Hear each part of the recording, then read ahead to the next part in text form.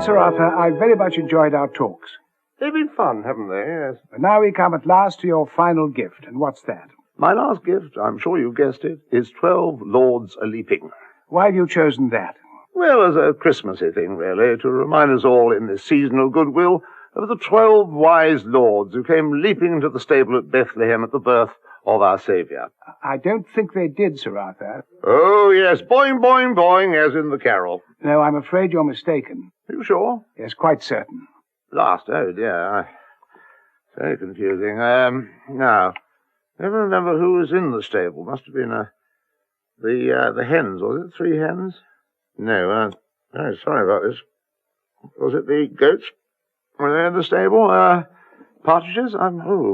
Pear tree, 2 turtle doves, 3 French lords, 4 enormous larks, 12 leaping lizards, hens. I'm a bit of a muddle. Not much of a Bible buff myself, I'm afraid. Don't take much interest in Christmas. It used to be great fun in the old days when it was simply an orgy of commercial excess, but now I find that people are tainting the whole thing with a lot of religious mumbo-jumbo. Thank the Lord it's over for another year. Yes, I was going to ask you, Sir Arthur, how will you spend the rest of your year? Oh, well, the rest of the year. That goes completely into preparation for the Greebling fete.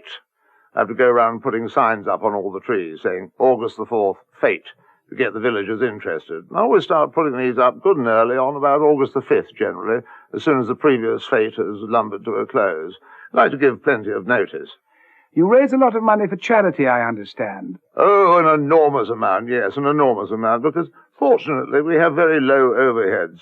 What we do is we simply throw open the grounds and invite villagers in to buy nettles, grass, goats, sparrows, worms, flies. Anything, in fact, that flourishes in the garden is theirs for under a fiver. That money is then ploughed back into my bank account.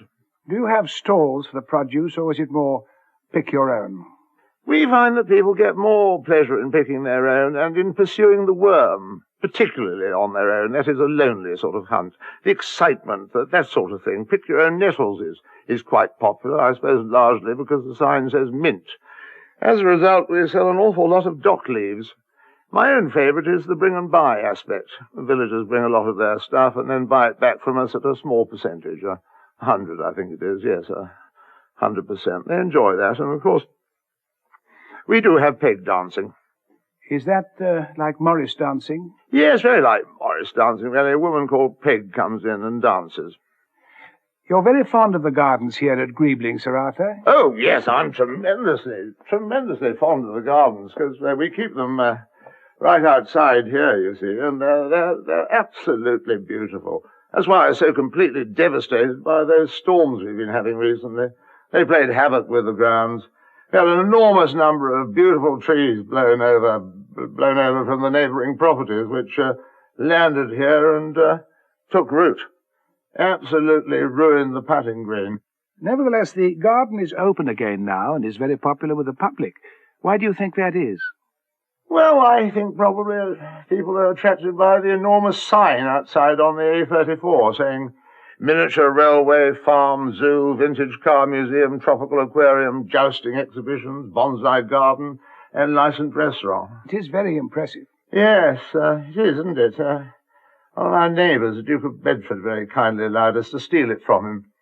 But Greebling is not a large garden. It's nothing like Woburn or Blenheim or any of those places. It's a compact garden. We have vines, of course. Well, no, we don't have vines, actually. We don't have any vines at all, not even a hint of a vine. Well, we have cacti. Why do you think people keep coming? Because you don't have very many cacti, do you? Just the one. Well, as I say, I have a hunch that the sign may have something to do with it. It is a lovely sign. We just keep it outside. Well, we keep all of the outside. But more than that, it's a garden you can get round in a day, isn't it? Well, you can get round in a minute, actually. You don't have to waste a whole day trailing around the garden, and your time is your own. And entry's free, is it? Entry, yes, it is free, but exit is very, very expensive. It costs absolutely nothing to get in and £100 to get out. It's a walled garden. And apart from the cactus? That's it. Well, finally, Sir Arthur, I feel I've got to know you a lot better over these last 12 days, but I'm still curious as to one thing. What is it, in the end, that you really believe in? Well, I'd like to say I believed in God, of course, but I'm afraid as a thinking person who cares about the world around him, there are two very good reasons why I simply can't. What are they? Well, A, wasps. Can't see the point of a wasp, can you? Absolutely pointless. And B, caviar. I mean, really, what is the point of having caviar locked away inside sturgeons, so inaccessible?